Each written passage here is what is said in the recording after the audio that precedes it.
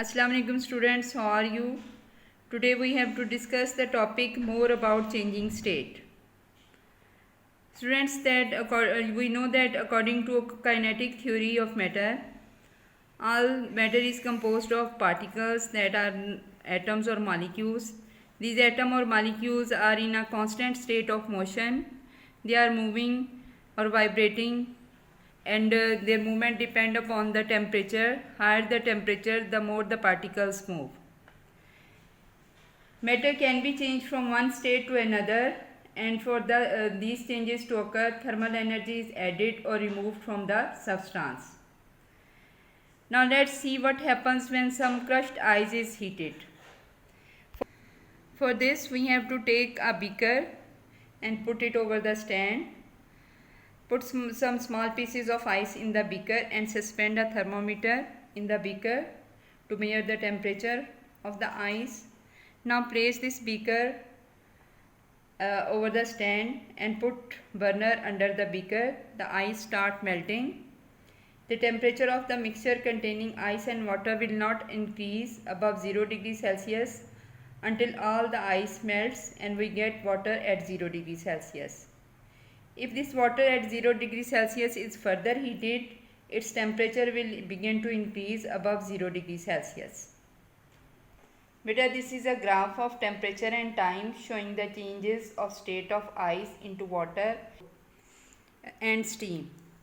During the first stage, this is the first stage, and in this stage the temperature of the ice increases from minus 30 degrees Celsius to 0 degrees Celsius. And when the temperature of ice reaches to 0 degrees Celsius, the ice water mixture, this is the ice water mixture, and it remains at this temperature until all the ice melts and we get water. In stage 3, the temperature of the water increases from 0 degrees Celsius to 100 degrees Celsius, and the amount of energy so added is used to increase the temperature of water from 0 degrees Celsius to 100 degrees Celsius. And at 100 degrees Celsius, water begins to boil and changes into steam. The temperature remains at 100 degrees Celsius until all the water changes into steam. Students, all the substance does not melt at the same temperature. Different substance melt at different temperature.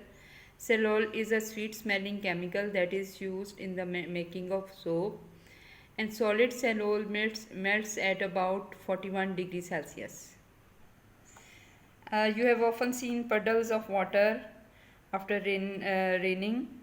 These water from these puddles will disappear due to the heat from the surrounding or sun will make this water to evaporate into the atmosphere.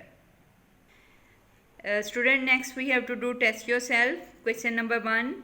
Describe what happens to particles in part A solid when it melts.